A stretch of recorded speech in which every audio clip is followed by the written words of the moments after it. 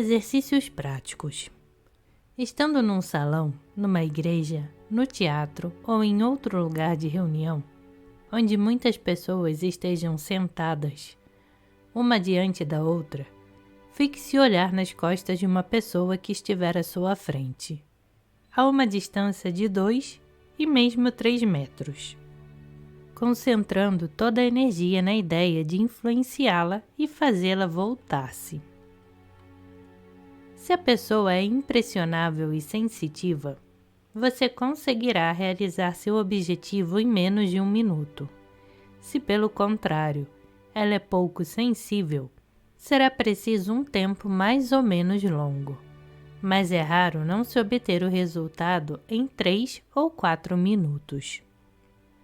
Vê-se primeiro a pessoa encarada fazer alguns movimentos de ombros e tremer, como se experimentasse uma leve coceira. Essa sensação aumenta, torna-se mais nítida, incomoda e obriga quase sempre a pessoa a levar a mão ao ponto visado e frequentemente a voltar-se, como que consciente de que a tocam e desejosa de impedir tal ação. Pode-se dirigir a ação de ambos os olhos às omoplatas ou a um ponto único, como por exemplo a uma das primeiras vértebras dorsais. 2.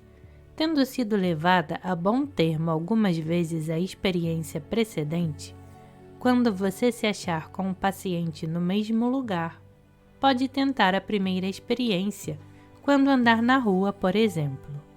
Para isso, fique a uma distância de 2 metros, mais ou menos atrás da pessoa que escolheu para paciente. Ande no mesmo passo que ela e fixe seu olhar nas costas dela com a energia e intenção obstinadas. Com grande surpresa, você verá que, 3 ou 4 vezes em 5, a pessoa avisada se voltará para você ao fim de alguns minutos e o olhará, muitas vezes com um ar acusador, como se tivesse compreendido que é você quem a incomoda. 3.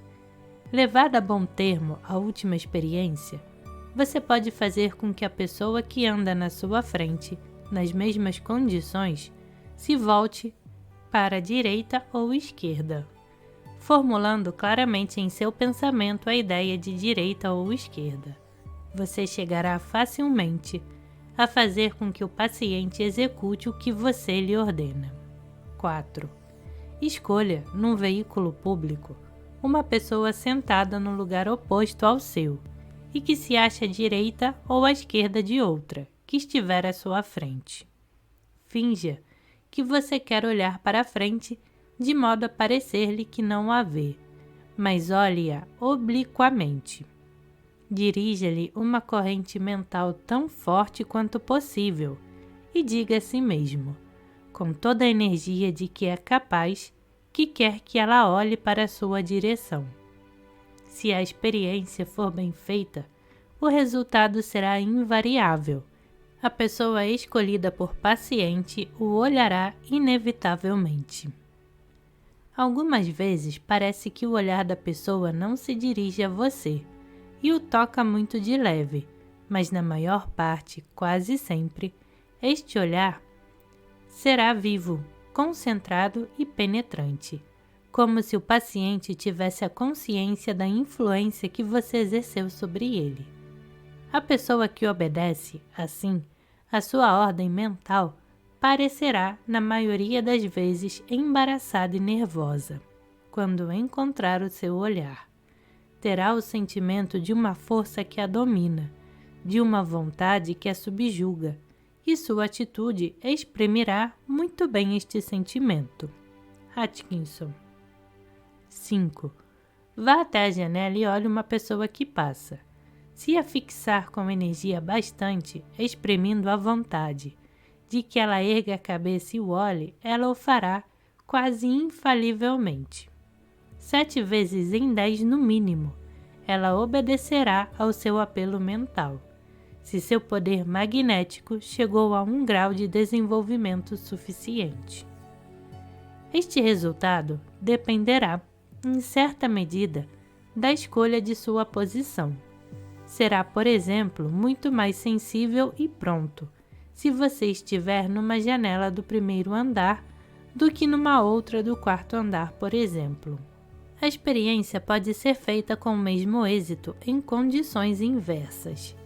O paciente pode ser não um transeunte, mas uma pessoa que estiver numa janela. Neste caso, o fluido age de baixo para cima e o operador está em movimento, enquanto que o paciente está imóvel. Atkinson. 2 elementos de ação entram em jogo na última série de experiências: o poder magnético do olhar e a concentração do pensamento. Quando o hipnotizador faz com êxito essas experiências, numa proporção de 1/2 vezes, pode dominar outras mentes e impor-lhes sua vontade. E para verificar este poder, leva a cabo com facilidade outras experiências. Pode-se escolher para sujeito das experiências um amigo ou uma pessoa qualquer de que se queira obter um favor, ou de preferência um objeto ao qual ela tem apego especial, concentrando o pensamento na ideia de que o paciente deve entregar-nos tal objeto, e sem que ele suspeite da influência que se pretende exercer sobre ele.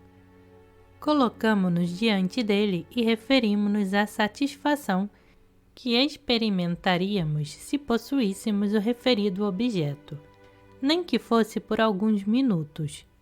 Fixa-se, desta maneira, o objeto da experiência, com brandura e persistência, como para fazer penetrar em seu cérebro a ideia de satisfazer nosso pedido. Se a penetração do olhar estiver suficientemente desenvolvida e a concentração do pensamento for bastante forte, nota-se logo que cada palavra exerce sobre o indivíduo uma espécie de efeito físico que atinge diretamente nossa finalidade. O interlocutor, que não tarda a ser subjugado, mais ou menos completamente, dá-se por vencido e acaba por entregar-nos o objeto que desejávamos. Os diferentes autores não estão de acordo no modo de se exercer o olhar magnético. Quer Atkinson que fixemos os olhos nos do interlocutor, ao passo que Turnbull aconselha que os fixemos num ponto imaginário entre os 2 olhos. É o último modo de ação o que prefiro.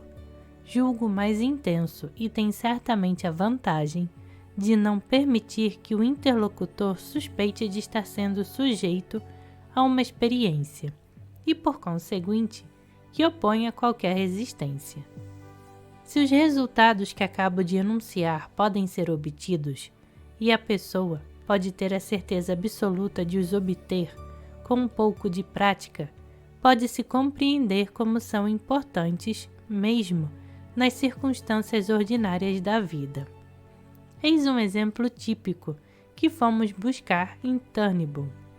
Tomemos o acaso, diz ele, em que desejamos fazer uma boa impressão a despeito das circunstâncias. Suponha que você vai ter uma entrevista com um homem, cuja personalidade parece pesar sobre você. Suponhamos ainda que esse indivíduo pertença à classe dos homens de olhar insolente, de maneiras bruscas, pescoço taurino, um homem de importância em seu meio, mas integramente desprovido de sentimentos delicados. É uma tortura, como se pode bem conceber, para uma pessoa de sentimentos finos e elevados, ter que tratar com tal indivíduo, sobretudo para pedir-lhe um favor. Você pode, todavia, dominar esse tipo de indivíduo muito facilmente. Você aparecerá diante dele com um aspecto modesto e leal, dando-lhe a entender que você poderá apresentar-se com um aspecto mais favorável se o quiser. O fato mesmo de ter consciência disso constitui uma força que transparece em seu semblante e o ajuda a influenciar ou a repelir a força contrária que ele lhe mandar. Convém que sua atitude não denuncie qualquer sinal de impaciência ou perturbação. Mostre-se afável, tranquilo, senhor de si mesmo, e não se mostre acanhado nem importuno. Quando falar com ele, olhe-o bem no rosto, entre os olhos, isto é, na raiz do nariz. Imagine que você está olhando ali um ponto infinitamente pequeno, que vê o ponto fraco do seu indivíduo. Depois fale como se estivesse falando para esse ponto, entre os olhos do homem. Olhe calmamente esse ponto, mas sem fixá-lo e sem cerrar as sobrancelhas. Você perceberá logo que o indivíduo parece embaraçado e o olhar dele se torna fugídio e incerto. Force-o a olhar fixamente para você enquanto você fala, mas assim que ele falar, baixe ou desvie os seus olhos. Olhe para o seu colete ou para outro lugar qualquer, exceto para os olhos dele. Escute-o respeituosamente e quando você principiar novamente a falar, procure ainda o pequeno ponto entre os olhos dele. Faça tudo isso sem demonstrá-lo, pois ele não pode, nem deve, supor que você o submete a uma prova. É indispensável que a calma seja sua nota dominante. Qualquer que seja o resultado da sua entrevista, fique convencido de que esse homem se lembrará de você, que causou nele uma forte impressão que ele procura desconhecer. Resulta da observação precedente que, para exercer todo o poder de que é capaz, a pessoa deve influenciar a outra com quem trata sem que esta o perceba. Caso contrário, procurará resistir, se necessário. Ela se retiraria e o negócio teria fracassado. A discrição é aqui um dever absoluto. Em princípio, o desenvolvimento da influência pessoal, sobretudo a do olhar, e mais particularmente sua aplicação no domínio dos outros, deve ficar no mais rigoroso segredo, pois seus melhores amigos desconfiariam de você, o temeriam e mesmo evitariam a sua presença, se supusessem que você seria capaz de submetê-los à sua vontade. Por outro lado, contar a todos o que fazemos e o que queremos fazer é malbaratar inutilmente nossas forças. Algumas pessoas que usam óculos podem achar que este instrumento é suscetível de fazer desviar a potência magnética do olhar. Não o creio. Tudo me leva a admitir que, se a pessoa vê distintamente o ponto que quer visar, eles ajudam-na a concentrar neste ponto os raios magnéticos que emanam dos olhos. Ainda mais, dissimulam os esforços exteriores que a pessoa porventura fizer, sobretudo no princípio, diminuindo, portanto, a possibilidade de que o interlocutor suspeite de suas intenções.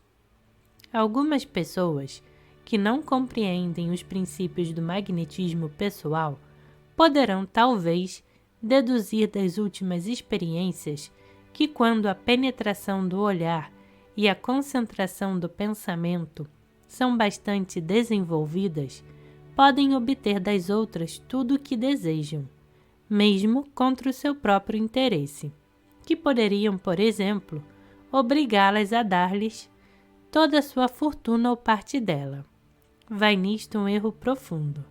Primeiro, jamais ocorrerá um magnetizador desenvolvido segundo os princípios contidos nesta obra a ideia de aproveitar-se de sua potência para cometer uma ação má.